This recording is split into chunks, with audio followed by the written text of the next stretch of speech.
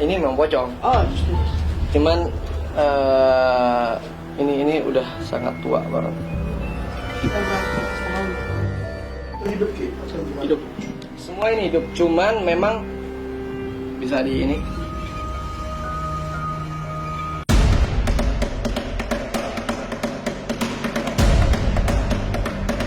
Memasuki padepokan Ki Pranalewu, tak ubahnya memasuki labirin mistik. Mereka yang tidak biasa dengan hawa metafisika akan tersesat dalam fata morgana karena di tempat ini banyak sekali terjadi benturan energi. Ki Prana pun bahkan mengaku sering merasakan aura yang tidak nyaman di tempat prakteknya sendiri.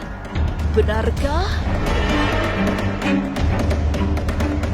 Jangan dulu berlalu, masih akan banyak keganjilan terjadi di sini. Dan jangan lupa subscribe, like, share, dan komen agar tak ada yang terasa ganjil di sekitar Anda.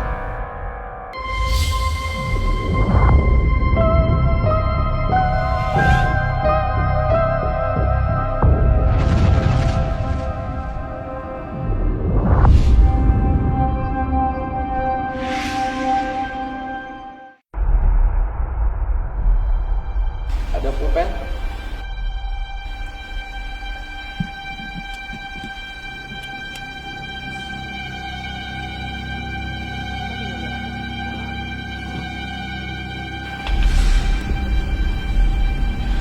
Sekarang bakarnya dinyalain.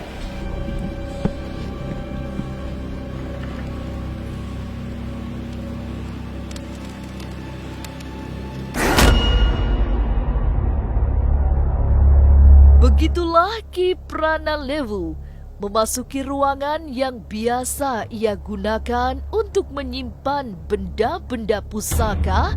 Ada perasaan berbeda. Setidaknya serasa ada yang mengawasi semua aktivitas yang dilakukan. Saya di ruangan sendiri tuh kayaknya selalu kayak ada yang ngawasin. Kadang kalau misalnya sudah selesai praktek itu biasanya saya buka nih pintu. Pintu ini saya buka, saya ngerokok misalkan ya kan, karena suka parno nih di ruangan ini. Semua benda mistik memang dipajang begitu saja, tapi Ki Prana mengetahui secara mendetail benda mana yang sekedar pajangan serta yang mana yang memiliki nyawa. Termasuk koleksi awal di saat ia mulai merintis sebagai praktisi spiritual. Ini beberapa koleksi waktu zamannya merintis jadi spiritual. Jadi ada yang hasil tarikan, ada yang dikasih, ada yang memang orang nitip, jadi macem-macem. Paling banyak keris. Di rumah juga koleksinya ada keris. Dibilang paling lama atau paling bagus, cuman kalau yang paling bagus memang saya sisihkan di tempat di rumah. Kalau di sini memang terlihatnya agak kusam, agak lawas, agak lama. Hanya aja memang beberapa dari warangkanya itu memang kita buat atau kita beli. Tapi isinya itu rata-rata tua semua yang di sini dan di rumah juga seperti itu. Keris memang identik dengan mistik. Dan koleksi itulah yang cukup banyak dimiliki Ki Pranalewu. Sebagian besar berasal dari menangkap di alam lewat ritual tertentu. Ini saya bilangnya ini pusaka daun ya, karena bentuknya memang seperti daun ya. Tapi ini sangat tua bisa dilihat dari garis dari kemakan usia. Kemakan usia ini sudah cukup lama saya saya pegang ini, tapi ini bukan di daerah Jawa saya dapetinnya. Entah Sulawesi, entah Sumatera, saya lupa karena sudah cukup belasan tahun. Ini memang saya dapatkan pada saat saya memulai perjalanan spiritual. Kalau usia, karena saya belum pernah mengecek, tapi kalau misalkan dari guratannya ini kurang lebih 400 sampai 500 tahun ya. Kurang lebih ya. Tapi benarkah di Padepokan Kiprana banyak koleksi jenglot hidup? Jangan kemana-mana, tetap subscribe, like, share, dan komen agar tak ada yang terasa ganjil di sekitar Anda.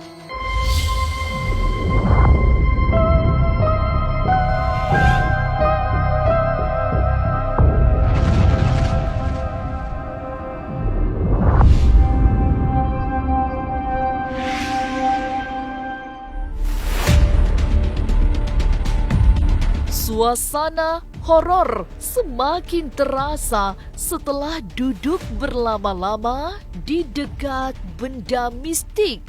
Sebagian besar memiliki energi metafisika, terutama beberapa jenis benda yang berasal dari makhluk hidup, seperti jenglot yang dari bentuknya sudah sangat mistik.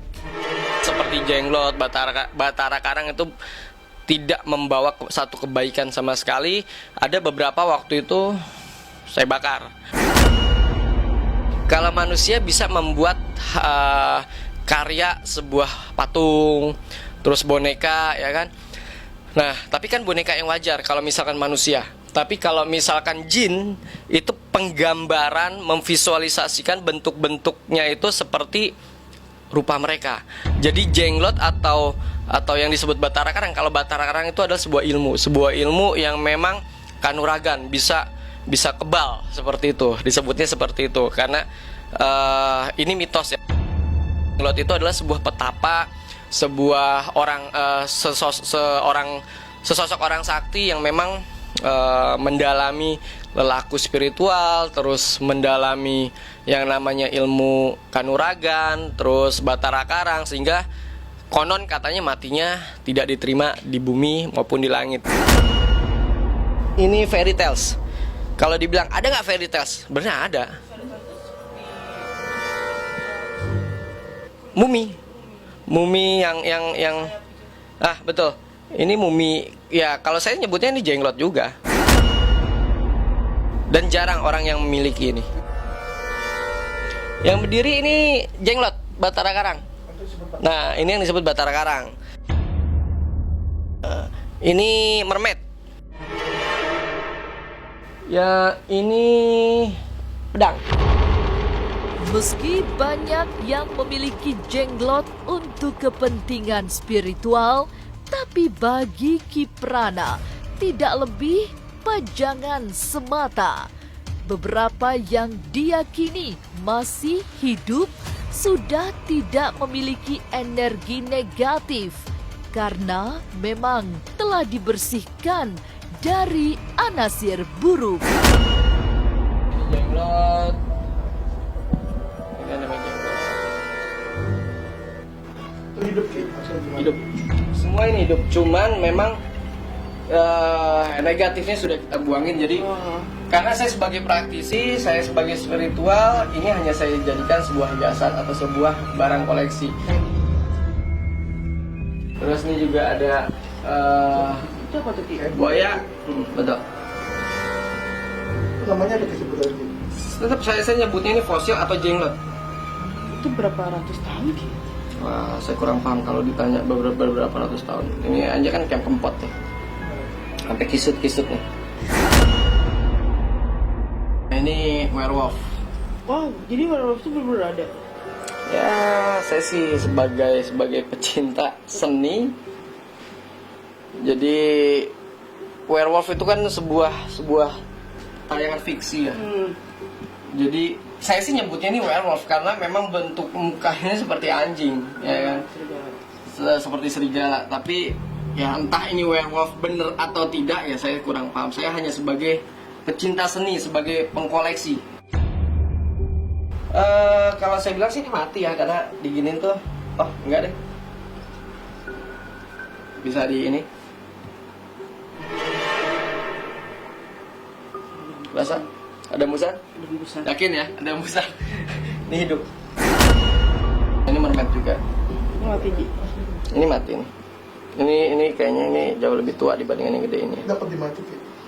Ini kalau nggak salah di Pelabuhan Ratu. Ini di pinggir pantai kalau ini.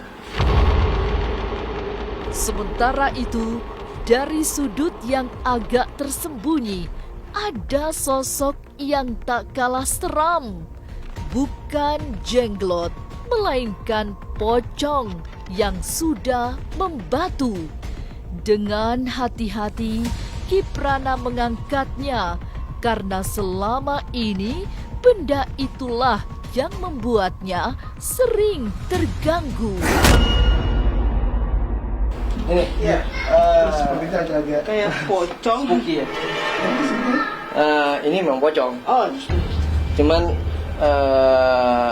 ini udah sangat tua banget. udah berapa 100 tahun. tahun berapa tuh dapat sih? Wah, saya lupa ini. Itu dapat penarikan atau gimana sih? Ki?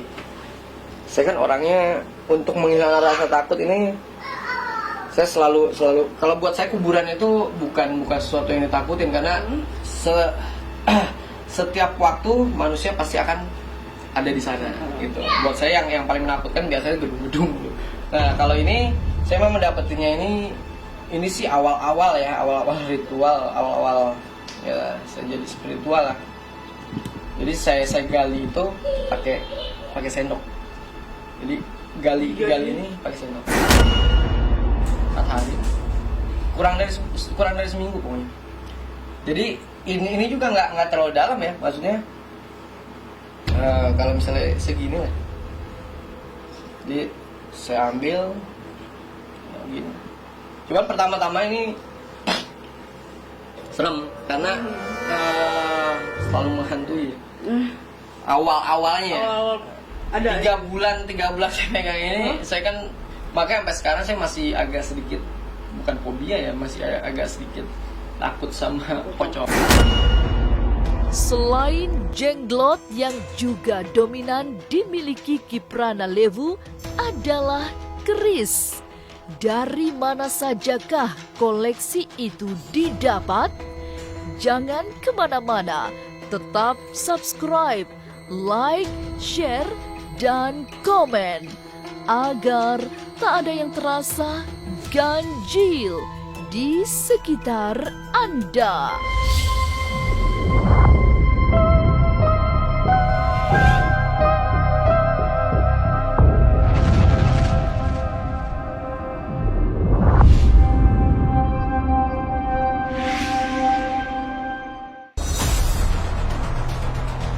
Salah satu benda pusaka yang menjadi andalan Kiprana Lewu adalah pedang yang konon berasal dari era kerajaan Pajajaran.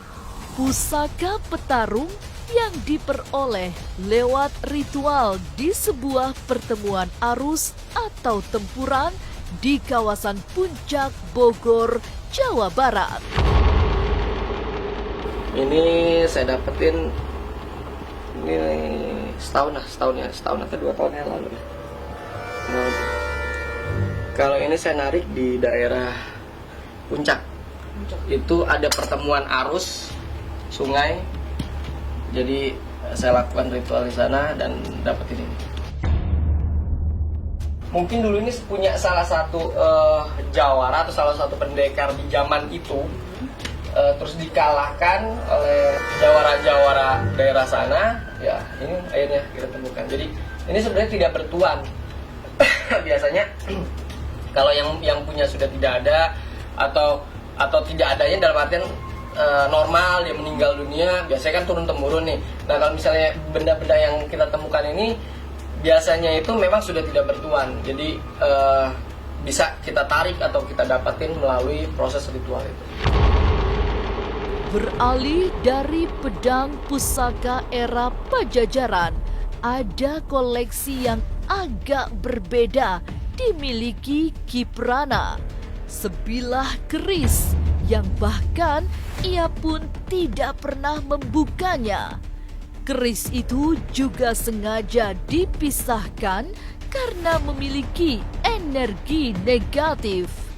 Para praktisi atau pecinta keris mengenalnya sebagai keris buntel mayit yang sering dipakai untuk menyakiti orang lain secara mistik.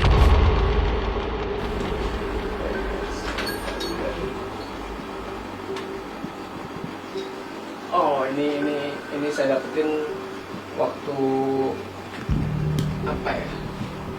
Nanganin masalah santet, makanya saya pisahin di atas. Kenapa tuh dipisahin sama yang di bawah gitu? Bedanya apa tuh? Karena ini biasa digunain sama praktisi para tokoh. Ini namanya keris buntel mayit. Jadi keris buntel mayit memang digunakan untuk menyakiti seseorang. Makanya saya pisahin di atas. Sebagai koleksi yang paling banyak dimiliki Kiprana, keris ada di sejumlah sudut, termasuk di lantai atas yang menjadi tempat penyimpanan keris dengan kategori bagus.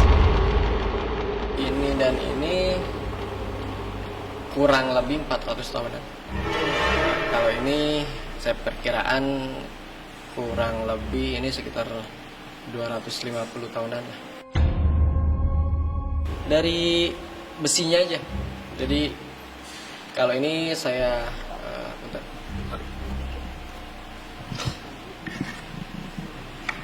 Kalau ini saya lapis emas. Nah, ini saya lapis emas. Mengoleksi benda-benda tua, bertuah, dan beraroma metafisika sudah dilakukan Kiprana Lewu sejak berpuluh tahun silam. Tidak semua berhubungan dengan ritual mistik, karena beberapa hanya dijadikan sebagai pajangan.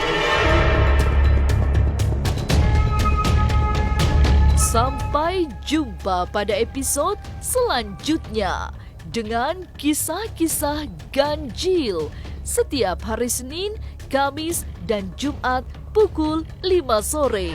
Tapi sebelumnya jangan lupa subscribe, like, share, dan komen agar tak ada yang terasa ganjil di sekitar Anda.